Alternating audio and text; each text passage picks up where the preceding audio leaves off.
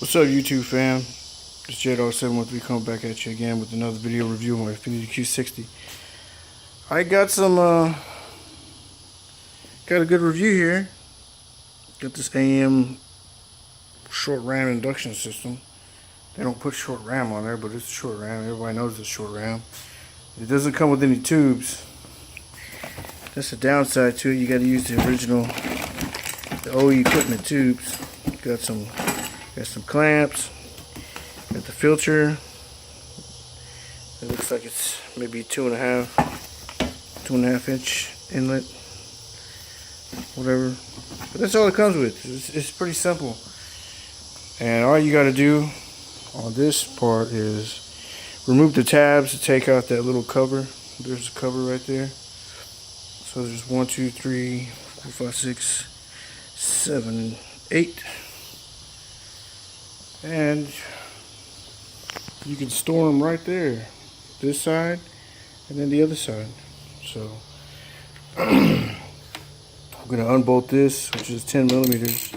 It's pretty simple on this part, and then you gotta take that clamp off right there. Let's see how I'm gonna get to it, but I'll figure it out.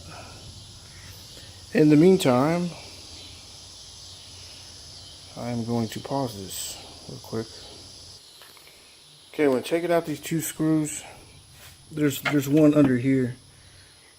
See where I found it? Right there. So you got to lift this up and put your ratchet on there, and it just comes off. Whatever, no big deal. Unclip this. Pull it out. Pull it out with the filter.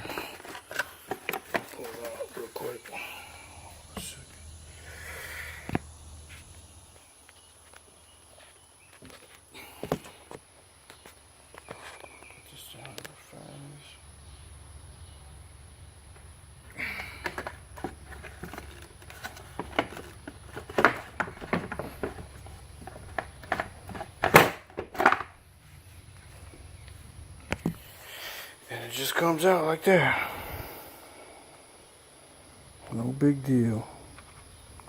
I had K&N air filters in here and I took them out and I got a refund on them. They were pretty much useless. And let's see when was it? The other day I got a dyno tuned. And I know this is a Silver Sport, said to have 300 horsepower to the wheels or whatever. It's probably to the crank, most likely. But I don't have a printout of it, but it's 275 to the wheels. It's 275 to the wheels and like 278 foot-pounds of torque. That's not too bad, but hey, you saw that? Yeah. But it's alright. I'm gonna get it tuned, so after I get it tuned, maybe I can get up there with the other guy, homeboy. What's his name? West Coast, Mid Coast Hoonigan.